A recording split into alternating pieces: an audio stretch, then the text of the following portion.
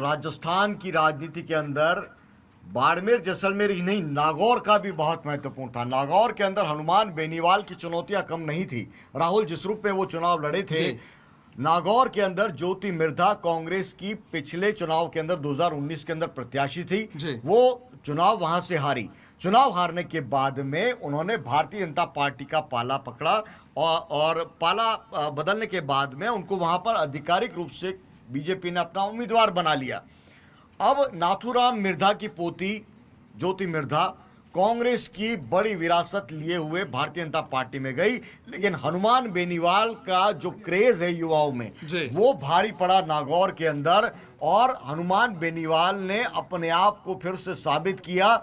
बहुत कम राजस्थान की राजनीति में नेता ऐसा हुए हैं राहुल, जिन्होंने व्यक्तिगत रूप से अपनी पार्टी अलग की हो। ये डॉक्टर किरोड़ीलाल मीणा ने भी कोशिश की, ये घनश्याम तिवारी ने भी कोशिश की, लेकिन वो कामयाब नहीं हो पाए। लेकिन हनुमान बेनीवाल ने न केवल इस पार्टी का वजूद फिर से संभाला, क्योंकि विधानसभा चुनाव के अंदर उम्मीदों के अनुरूप है वो राष्ट्रीय लोकतांत्रिक पार्टी को परिणाम नहीं मिले थे, लेकिन इसके बावजूद भी लोकसभा चुनाव के अंदर जिस रूप में उन्होंने अपनी भूमिका निभाई और जिस तरह से गठबंधन किया कांग्रेस के साथ में, या मैं साफ तौर पर कहूं कि राजनीतिक रूप से जो अपॉर्चुनिज्म दिखाना चाहिए, जो मौका परस्ती होनी चाहिए, जो राजनीति की जरूरी शर्त है, वो जिस रूप में हनुमान बेनीवाल ने निभाई, उसने नागौर के अंदर जो हनुमान बेनीवाल का इकबाल है उसको बुलंद रखा, हनुमान बेनीवाल को जीत दिलाई। अपने आप में ये जीत है, नागौर के इतिहास में, राजस्थान के इतिहास में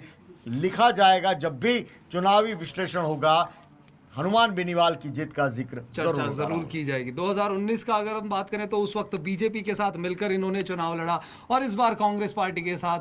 तो ये अपॉर्चुनिस्ट होने की जो बात कही राजनीति के अंदर, ये बड़ी अच्छी बात कही, और इसी का फायदा जो है हनुमान बेनीवाल को लगातार मिलता आ रहा है। ये जो जीत इस वक्त मिली है, हालांकि अगर मैं इनकी ओपोनेंट की बात करूं, उन्होंने भी कोई कमी नहीं छोड़ी थी, वो भी खूब उन्होंने प्रचार प्रसार जो है इस दौरान किए थे, लेकिन फिर भी हनुमान बेनीवाल का ज्योति मिर्धा का बयान एक था राहुल, जिसमें मुझे लगता है कि उसने थोड़ा बाउंस बैक किया। एक तो किसान आंदोलन की वजह से उनको उस क्षेत्र में ज्यादा समर्थन नहीं मिला, क्योंकि किसान आंदोलन के मुद्दे पर ही हनुमान बेनीवाल हैं वो एनडीए से अलग हुए थे।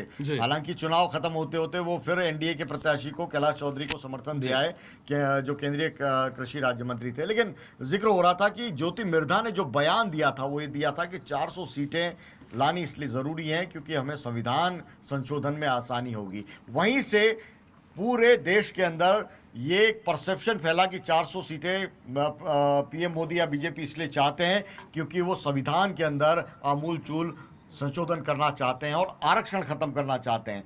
इस पूरी बात ने ऐसा माहौल बदला चुनावी समीकरण कि बीजेपी के नेताओं को खुद सफाई देनी पड़ी, कम से कम आरक्षण के मुद्दे पर और संविधान के बदलने के मुद्दे पर। पीएम मोदी से कई इंटरव्यूज के अंदर ये सवाल पूछे गए और उन्होंने अपनी बात कही। तो इस बात का आधार कहीं न कहीं नागौर के अंदर ज्योति मिर्धा से जुड़ रहा है, और देखिए किस तरह से एक बयान है वो पूरा समीकरण है वो बदल सकता है, कैसे हार जीत के समीकरणों पर असर दिखा सकता है।